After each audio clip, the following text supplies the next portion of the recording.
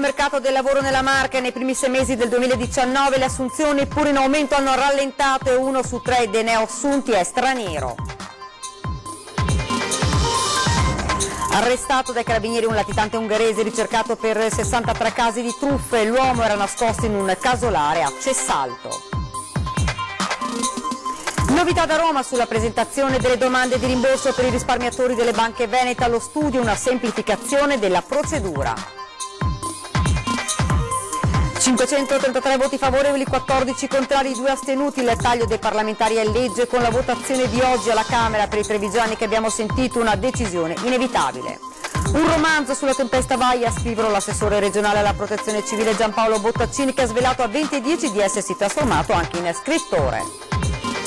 Domani 56esimo anniversario della tragedia del Vajont, arriverà anche in provincia di Belluno e in contemporanea in 50 sale cinematografiche italiane l'evento Vajont per non dimenticare, con la proiezione di 2 docufilm sul disastro del 1963. Il bambino bagna il letto di notte, niente paura, una nuova tecnica scientifica dall'Australia presentata in questi giorni a Treviso risolve il problema quasi completamente. Buonasera e ben ritrovati dalla redazione di Treviso. Dunque, questi titoli in primo piano: il rapporto sul mercato del lavoro nella Marca. Nei primi 6 mesi del 2019 le assunzioni, pur in aumento, hanno rallentato e 1 su 3 dei neoassunti è straniero. Sentiamo. Un lavoratore su 3 assunto in provincia di Treviso nei primi 6 mesi del 2019 è straniero. Il dato emerge dal rapporto sull'andamento del mercato del lavoro nella Marca elaborato dalla CISL.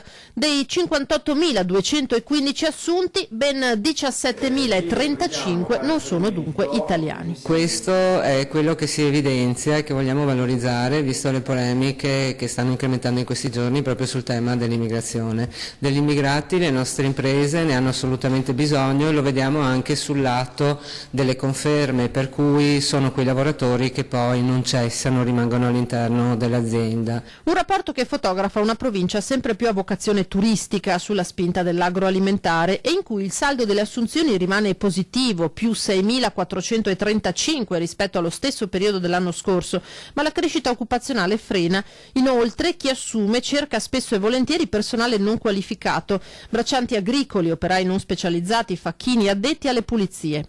Noi siamo ottimisti sul fatto che abbiamo recuperato tanti posti di lavoro, però siamo altrettanto preoccupati perché ci chiediamo che qualità hanno questi posti di lavoro, sapendo che abbiamo un problema di salari, abbiamo un problema di precarietà, abbiamo un problema anche di ore lavorate. Non sempre questi posti hanno un tempo pieno, spesso sono orari part-time o poco più, e soprattutto frastagliati in tante piccole aziende. Lascia dunque a desiderare la qualità del lavoro offerto, sempre più precario e spezzettato, mentre un dato positivo arriva dall'aumento significativo, ben 6.930 posizioni in più del 2018, dei contratti a tempo indeterminato. Per la prima volta da qualche anno abbiamo un'inversione di tendenza, c'è più stabilizzazione, è ancora poca cosa, però è importante che si dia un segnale in questo senso. Probabilmente ha influito in maniera positiva sia il decreto dignità, ma anche alcune azioni che erano state fatte negli anni precedenti, e questo ci porta ad avere una stabilizzazione dei contratti. E se i posti persi durante la crisi, oltre 21.000, sono già stati recuperati a metà di quest'anno, lo sguardo deve andare oltre. In una regione che ha retto grazie all'export, temi come Brexit, guerra dei dazi o crisi petrolifera impongono massima attenzione agli scenari internazionali. E continuiamo a parlare di lavoro con lo stato di agitazione dei dipendenti del polo assicurativo di Preganziol, che contestano una disparità di trattamento tra lavoratori.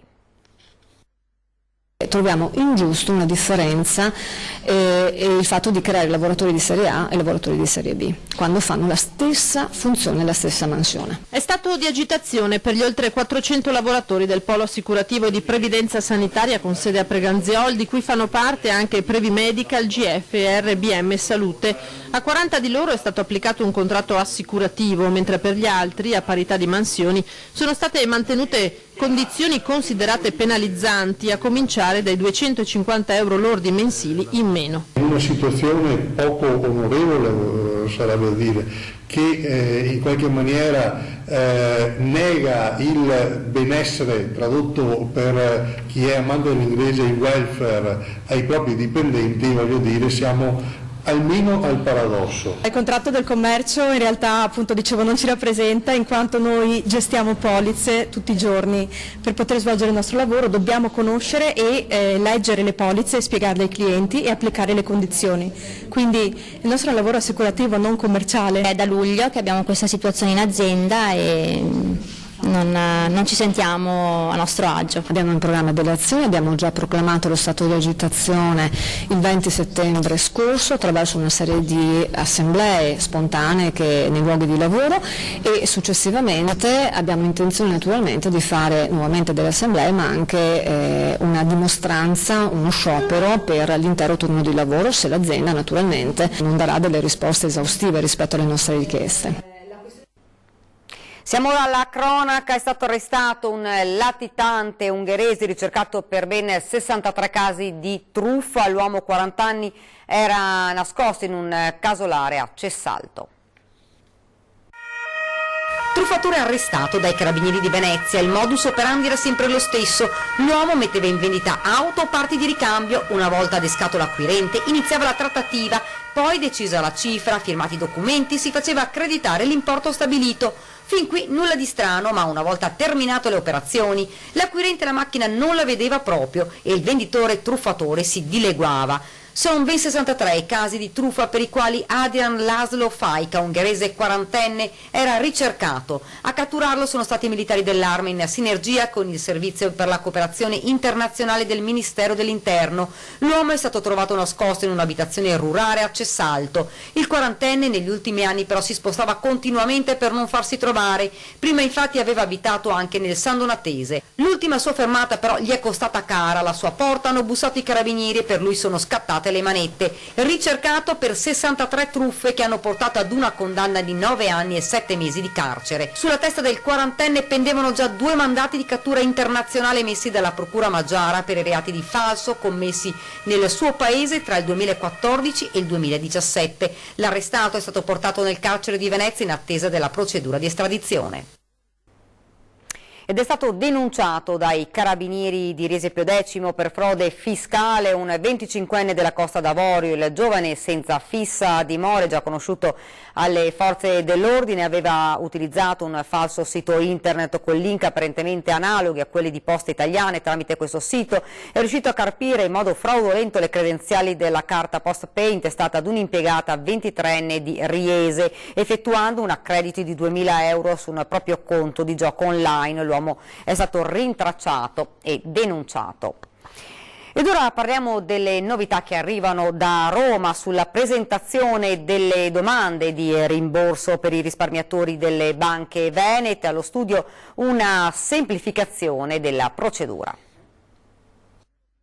La piattaforma internet utilizzata per presentare la richiesta di rimborso da parte dei risparmiatori colpiti dal crack delle banche venete è ancora al centro della cronaca, e mentre alcune associazioni hanno addirittura presentato una diffida alla Consap, la società che gestisce il portale, altre hanno invece incontrato i vertici dell'ente a Roma per trovare un compromesso. Sono state richieste migliorie nella gestione del servizio e soprattutto semplificazioni nella presentazione delle domande. Sembra che la situazione stia migliorando.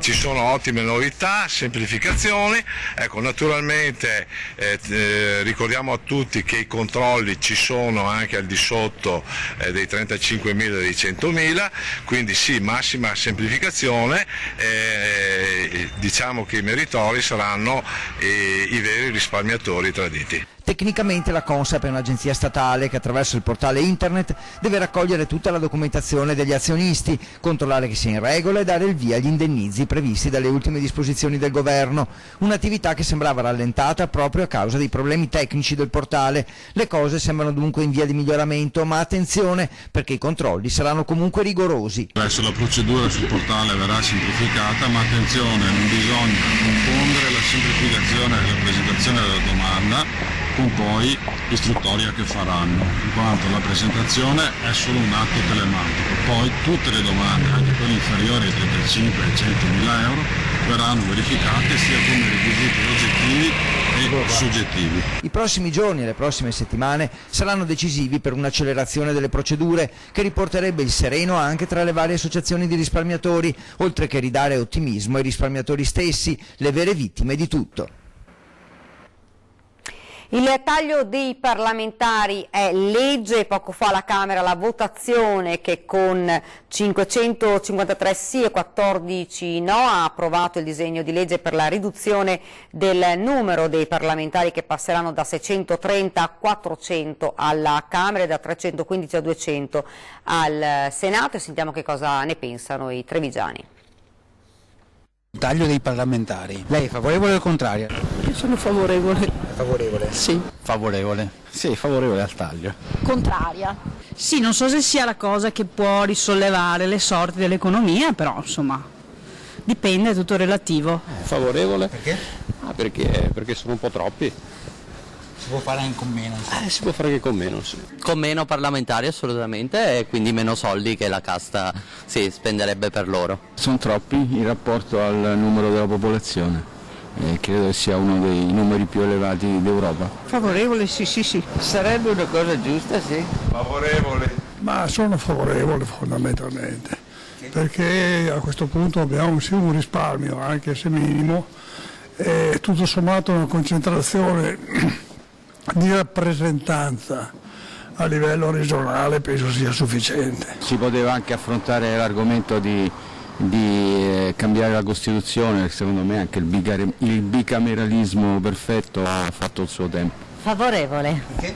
Perché si riduce il costo della politica. Siccome bisogna dare anche un segnale e molte persone aspettano che insomma i parlamentari, il loro numero, i soldi che se ne vanno, stipendi, benefit e tutto il resto, possono essere un segnale, e allora facciamolo.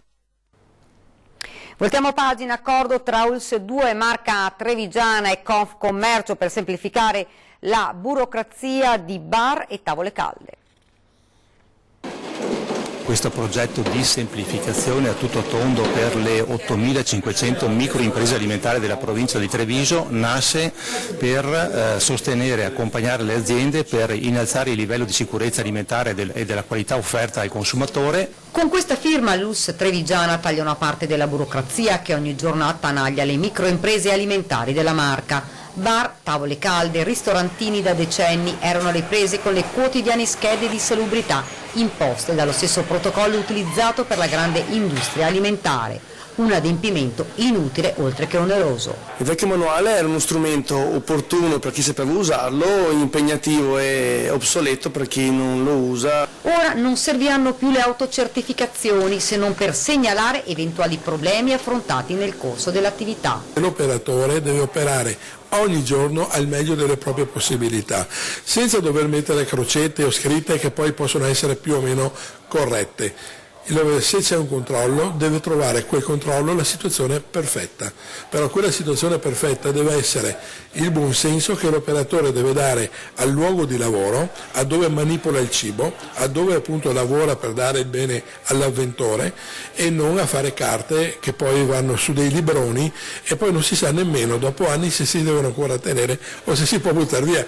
Il principio è di responsabilità personale già verificata con ottimi risultati con il protocollo per le piccole produzioni locali. A distanza di 12 anni abbiamo visto che con la formazione, che con l'accompagnamento, che entrando in campo insieme agli operatori abbiamo costruito, realizzato, dato vita a 1000 aziende in Veneto, 300 nella provincia di Treviso, e i prodotti sono prodotti di grande affidabilità, di grande livello di sicurezza alimentare.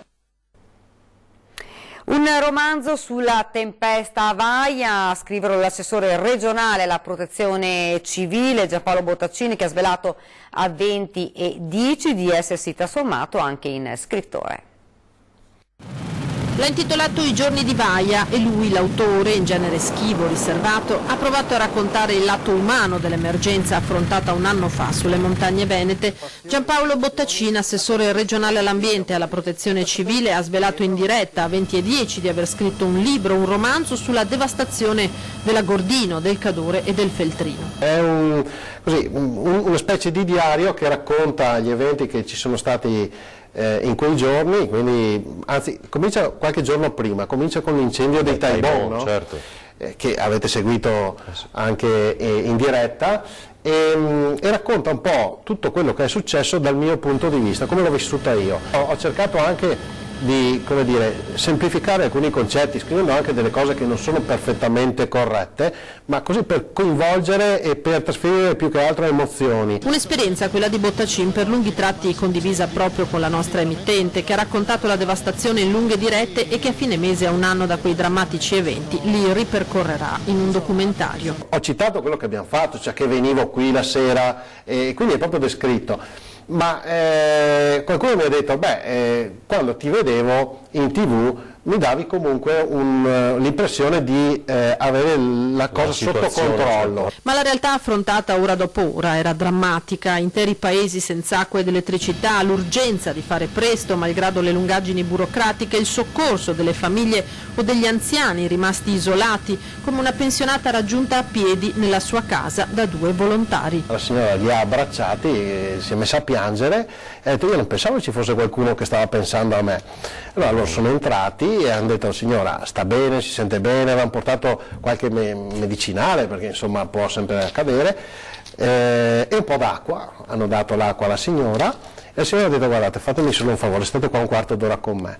Loro si sono seduti sul divano, la signora è sparita e poi è riapparsa dopo 5 minuti con il caffè, cioè quella signora, con l'acqua che i volontari avevano portato, la prima cosa che ha fatto il caffè per loro, ha pensato agli altri. Questo è lo spirito di solidarietà che è innato nei veneti.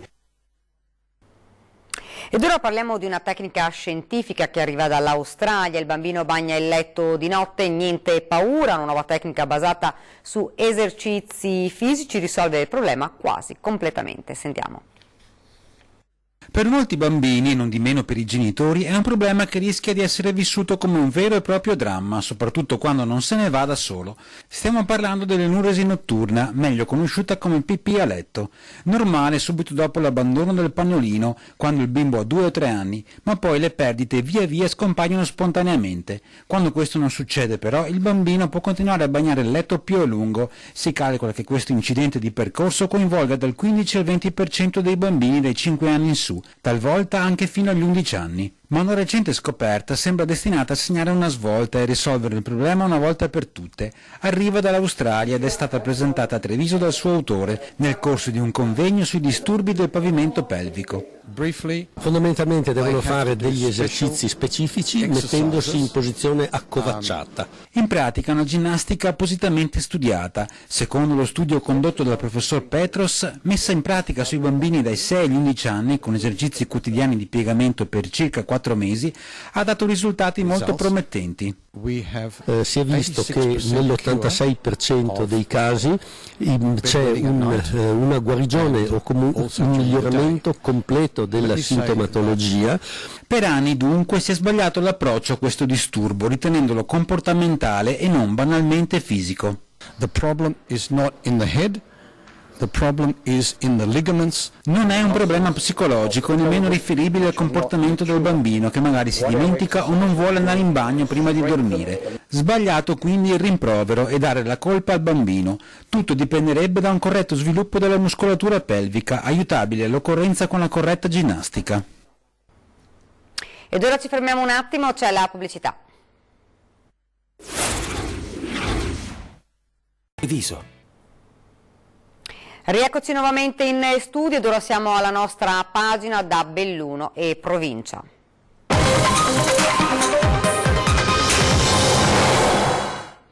In primo piano la cronaca, un uomo è morto questa notte in un incidente stradale accaduto a Calalzo di Cadore sulla 51 di Alemagna. La vittima è Giancarlo Bonaldo, 76 anni, nato a Venezia ma residente a Domegge di Cadore. L'anziano viaggiava a bordo della sua Dacia Logan che per cause da accertare si è scontrata con la Lexus guidata da una 64enne residente a Comelico Superiore. Giancarlo Bonaldo è morto durante il trasporto all'ospedale di Pieve di Cadore, illeso il conducente dell'altra auto. I rilievi sono stati eseguiti dai carabinieri della stazione di Pieve di Cadore e di Santo Stefano, intervenuti insieme ai vigili del fuoco e al personale del 118. Domani 56esimo anniversario della tragedia del Vajont, arriverà anche in provincia di Belluno e contemporaneamente in 50 sale cinematografiche italiane l'evento Vajont per non dimenticare, con la proiezione di 2 docufilm sul disastro del 1963. Un boato, acqua dappertutto e poi un silenzio infinito. Longarone non c'era più. Ho detto che non ci credo. Il più grande disastro ambientale mai accaduto al mondo provocato dall'uomo. Ma perché? Si sapeva, ma perché? Hanno ammazzato 2000 persone e hanno rovinato la vita di chi è rimasto. Le immagini sono crude, l'impatto emotivo ha la potenza di un pugno nello stomaco che lascia senza respiro. Per il 9 ottobre 2019, a 56 anni esatti dal disastro del Vajont, in 50 sale cinematografiche italiane saranno proiettati 2 docufilm, Vajont 63, Il coraggio di sopravvivere di Andrea Prandstraller e Vajont, una tragedia italiana, diretto da Nicola Pittarello. L'evento, che in provincia di Belluno sarà al Cinema Lumière del capoluogo, all'Officinema di Feltre e a Santo Stefano di Cadore, è un progetto curato da Venice Film e realizzato in collaborazione con la Regione, la Provincia, il Comune di Longarone, la Camera di Commercio di Treviso Belluno, la Fondazione Vajont e Treviso Film Commission.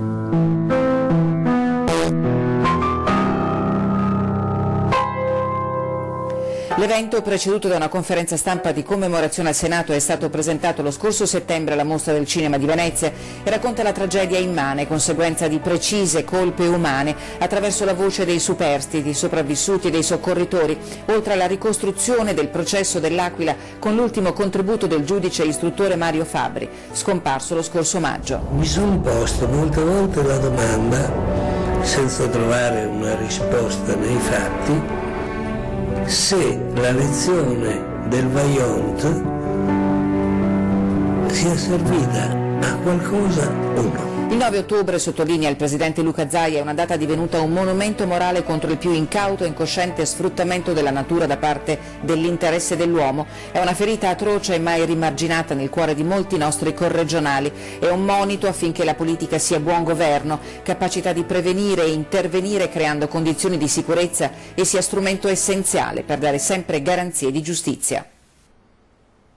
Ed ora una notizia giunta poco fa in redazione: è stata denunciata la scomparsa di una minore, si chiama Nicole Andolfatto, della ragazzina. Non si hanno notizie dalle prime ore della giornata odierna da Belluno, vedete ora la sua foto, ne ha dato la notizia in serata la prefettura del capoluogo. Non si conoscono dettagli del vestiario indossato al momento della scomparsa, ma è alta 1,60, corporatura media, capelli castano chiaro, occhi di colore scuro. Da quel che risulta, Nicole potrebbe essersi recata a Venezia. Chiunque l'abbia vista o possa fornire utili informazioni per il suo rintraccio è pregato di contattare il comando provinciale dei carabinieri di Belluno al numero 0437 2551, ripetiamo, contattare il numero 0437 2551. Ed è stata intensa l'attività estiva degli uomini del soccorso alpino della Guardia di Finanza, stagione conclusa, il consuntivo degli interventi dei militari dipendenti dal comando provinciale delle Fiamme Gialle di Belluno. Sentiamo. A stagione conclusa, le sezioni del soccorso alpino della Guardia di Finanza di Auronzo e di Cortina tracciano il bilancio della loro attività svolta nelle zone delle Dolomiti bellunesi a maggiore richiamo turistico. 54 complessivamente gli interventi portati a termine con il soccorso di 40 escursionisti, di cui 14 di nazionalità straniera, 7 le missioni per il recupero di persone che in montagna hanno perso la vita. Gli interventi si sono spesso svolti in scenari operativi oltremodo ostili, pareti rocciose di elevatissimo grado di difficoltà per l'arrampicata, ghiacciai e sentieri d'alta quota, talvolta in condizioni meteorologiche particolarmente avverse e in orari notturni. Le missioni hanno visto il soccorso alpino delle Fiamme Gialle in campo sui versanti delle Tofane Cinque Torri e nel comprensorio delle Tre Cime di Lavaredo, talvolta travalicando anche i confini regionali. Uomini addestrati ad affrontare l'imprevisto e l'imprevedibile in montagna, grazie alla specializzazione ottenuta alla Scuola Alpina di Predazzo, operando 24 ore su 24, 365 giorni all'anno. Professionisti che anche la scorsa stagione hanno collaborato fattivamente con le altre forze in campo, soccorso alpino e speleologico, con le quali è stato siglato un protocollo d'intesa per il coordinamento del servizio di soccorso alpino nel territorio della Regione Veneto. Siamo quasi in conclusione, prima di lasciarvi vi ricordo questa sera 20:10, domani vi ricordo 56esimo anniversario della tragedia del Vajont, si parlerà proprio di questo, questa sera 20:10 in studio Renato Migotti, presidente dell'associazione Vajont, il futuro della memoria. Questa era l'ultima notizia, vi lascio alle previsioni del tempo, grazie davvero per averci seguito, buona serata.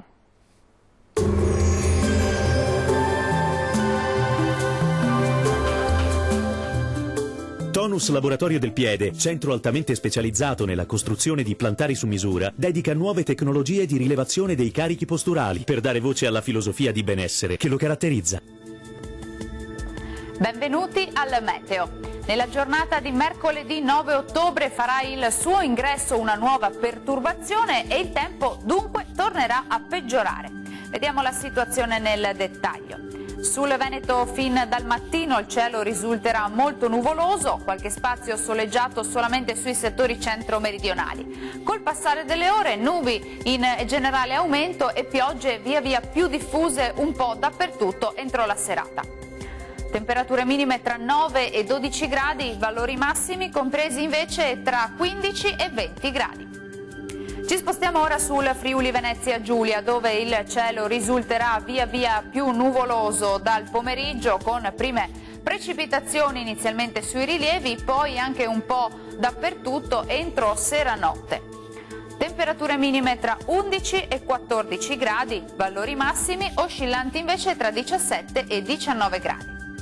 Situazione sostanzialmente identica anche sul Trentino Alto Adige, con molte nubi al mattino, poi via via più diffuse su tutta la regione, con piogge via via più frequenti. Temperature minime sugli 11 gradi, valori massimi invece sui 16 gradi circa. Bene, per questo aggiornamento è tutto, grazie per l'attenzione, arrivederci.